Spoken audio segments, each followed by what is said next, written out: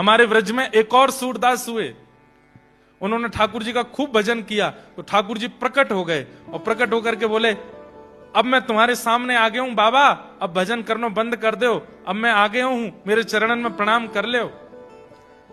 तो सूरदास जी बोले, आप अकेले क्यों आए हो, किशोरी जी को संग लेकर के क्यों नहीं आए? ठाकुर जी बोले, तुम तो अंधे हो, तुमको कैसे पता कि मेरे साथ किशोरी जी नहीं आई?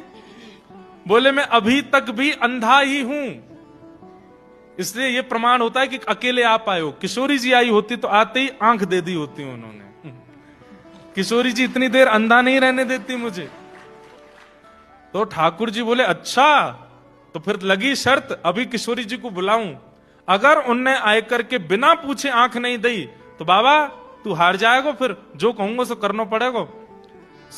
सूरदास जो थे वो बोले, तो लगी शर्त ठाकुर जी, किशोरी जी को बुलाओ, और उनने आते ही बिना बात किए, बिना कछु पूछे यदि नेत्र दे दिए और आप हार गए तो आपको भी मेरी बात माननी पड़ेगी। बोले, कहा, जीवन भर मेरे नेत्रन के आगे रहना पड़ेगा।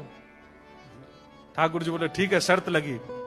तुरंत किशोरी जी को आह्वान की हो, राधे राधे करुणामयी कृष्ण प्यारी, मेरी सुधली जो श्री वृषभानु दुलारी,